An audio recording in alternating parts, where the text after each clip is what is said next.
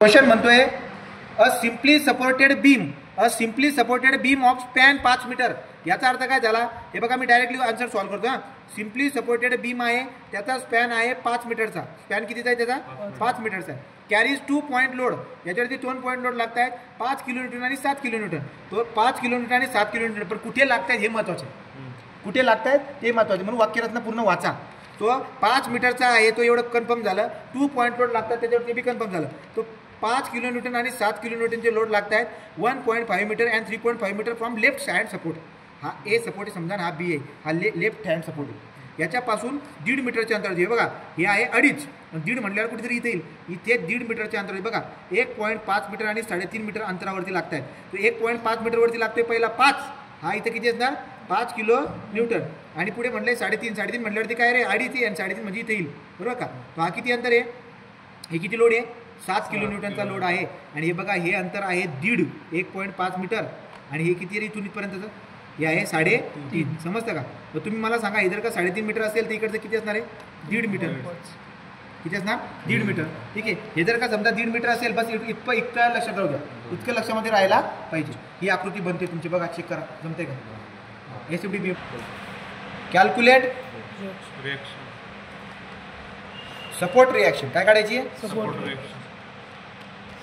Support reaction जर तुम्हाला काढायची असेल तर तुम्ही कशी काढणार, वरून येणाऱ्या फोर्सेसची बेरीज is equal to reaction, reaction कोणकोणती तुमच्याकडे, RA प्लस RB बराबर 5 अधिक 7, 7 5 12 असो, देअरफॉर RA प्लस RB बराबर 12 kilo Newton, equation number 1। Anybody doubt taking, आता तुम्ही तुमच्याकडे 2 हिंज सपोर्ट आहे, कोणत्या ते एका हिंजवर उभे राहून एवर उभं राहा ना, काय रोग येतोय, तो summation of movement about A is equal to 0। इथे उभे राहा, इथे जर मी उभं राहिलो तर इथं RA होता, या RA मुळे मुवमेंट येणार नाही।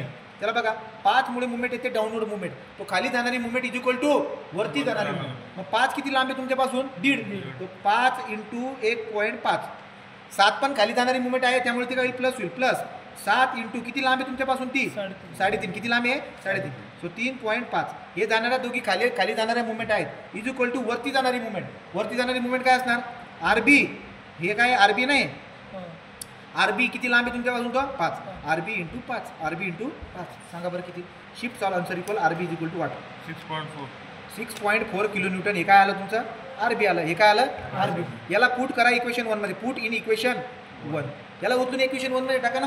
मग काय झालं, RA मला माहिती नाहीये, RB किती आहे 6.4 इज इक्वल टू 12, मला सांगा RA किती आला 5.6 किलो न्यूटन। RA आणि RB झाला असून आपली स्टेप नंबर 1 झालेली आहे। एनीबडी डाऊट, ओके का, इथपर्यंत सगळ्यांना क्लिअर झालंय, स्टेप नंबर 1 ओके का तुला, परत जाऊ का। हे बघा आता हिशेब कॅल्क्युलेशन कसं करणार तुम्ही बघा, हे आपला बीम आहे 1.5 3.5, इथून तिथपर्यंत किती आहे 1.5 मीटर, इथून तिथपर्यंत किती आहे 3.5 मीटर, हे किती आहे 5 किलो न्यूटन, हे किती आहे 7 किलो न्यूटन, टोटल स्पॅन कितीचा आहे 5 मीटरचा। हा सपोर्ट A B, जिथे जिथे बाण असतात तिथे नाव असायला पाहिजे, C आणि D नाव तुम्ही देऊन टाकायचे, समजलं का।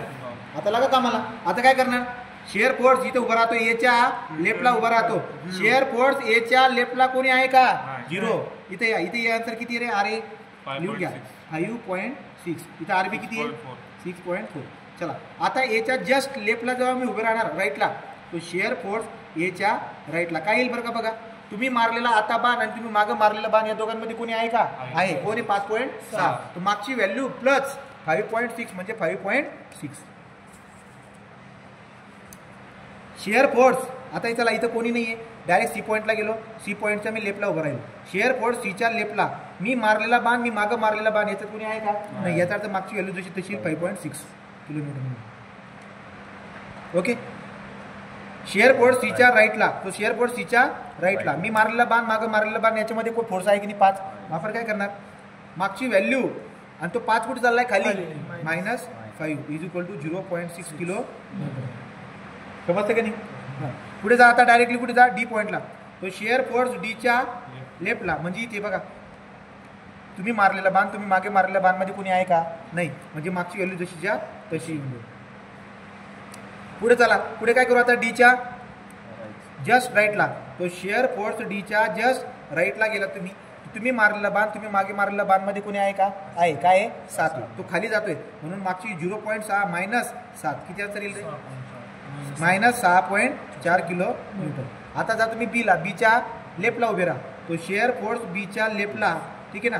तुम्ही मारलेला बाण, मागं मारलेल्या बाणमध्ये कोणी नाही आहे, जशी तशी व्हॅल्यू येईल मायनस 6.4 किलोन्यूटन. पुढे जाता इथे तो शेअर फोर्स बीच्या राईटला, मागची व्हॅल्यू 6.4 प्लस वरती जाणारा 6.4 is equal to 0. Is equal to 0. समजलं की नाही? बोला. BM calculation. आता आपल्याला काय बघायचं आहे? बेंडिंग मोमेंट कॅल्क्युलेशन बघायचं आहे. आता बीएम कॅल्क्युलेशन काढण्यासाठी तुम्ही एकतर डायरेक्टली त्या आकृतीचा वापर करा, वरच्या करता येईल तशी ती आकृतीचा वापर, किंवा नवीन आकृती काढून घ्या. इथून मला जर का समोर दिसते तर मी आकृतीचा वापर करतो. एला आणि बीला मुवमेंट किती राहणार आहे इथे लिहून घ्या. Movement at bending movement at A is equal to 0, bending movement at B is equal to 0. मला सीवर काढण्यासाठी मी कुठे बघू सांगा? इकडे बघा. एकडे जर तुम्ही बघणार तर सोपं जाईल. तिकडे 2 फोर्स येतील, त्यापेक्षा इकडे बघा ना. बरं का? आता तुम्ही बघा, एकडे जेव्हा बघणार तर तुम्हाला एकच बाण दिसतोय वरती जाणार 5.6. किती लांब आहे तुमच्यापासून? तर तुम्ही इथे उभे आहेत ना, 1.5 वरती जातोय म्हणून पॉझिटिव्ह. मी काय करणार? Bending movement at C is equal to 5.6 into 1.5. उत्तर पॉझिटिव्ह, कारण की ते बाण वरती चालतो. सांगा.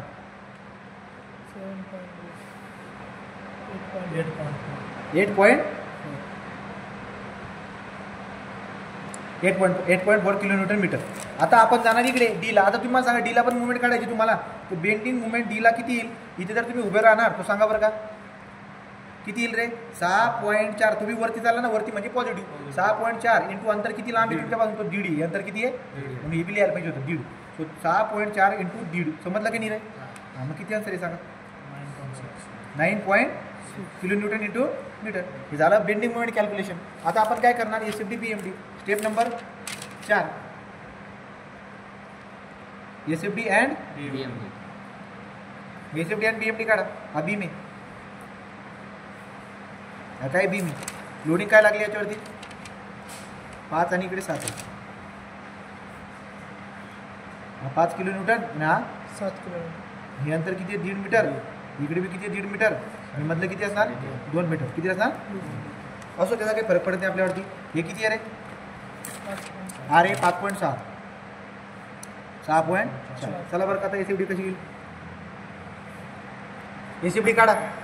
अचानक गेलो वरती 5.6. No load. अचानक खाली 5.6 म्हणून जर 5 घर उतरलो खाली तर इथपर्यंत येईल. हे असणार 0.6. किती असणार? हा 5.6 आहे, पण अचानक जेव्हा मी 5 खाली उतरणार 0.6. पुढे गेलो कोण नाही. नो लोड परत इथपर्यंत या डायरेक्ट 7 पर्यंत. आणि अचानक हे कसं करायचं? कॅल्क्युलेटरमध्ये सांगतोय बघा. कधी बी अशा पद्धतीने करायचं. कॅल्क्युलेटरला चेंज करायची गरज नाही राहत. 5 पॉईंट सुरुवात बघा कुठून होते? 5.6. 5.6 अचानक 5 खाली जातो -5. आन्सर किती आला आता? 0.6. 0.6 पर्यंत हे सपाट राहणार. अचानक खाली 7 जातोय, -7 करायचं डायरेक्ट. काय करायचं? -7. किती आलं ते? 6.4. किती आन्सर आलं? याचा अर्थ हे खाली मायनस म्हणजे खाली जाणार, रेषेच्या खाली गेला. आणि ते किती आहे? 6.4. No load. अचानक वरती जायचं 6.4. Minus plus BMD. इथे किती मुवमेंट आहे? 0. इथे किती आहे? 0. चला इथे सांगा बरं का, हा कोणता पॉईंट आहे आपला? सी पॉईंट आहे. 8.4. किती आहे? 8.4. आणि इथे कोणता आहे? डी पॉईंट आहे. तो डी पॉईंटला 9.6. 9.6 म्हणल्यावरती 9.6. बघा, सपाट तिरपा असं का बोलतोय मी? असं यासाठी बोलतोय कारण की जर वरती तिरपा असेल तिथं पॅराबोलिक बनतो. करू तो सपाट तिरपा. सपाट आहे म्हणून याच्या दोघांमध्ये तिरपा येईल. अभि सपाट आहे म्हणून तिरपा. बोला कुठे गेले?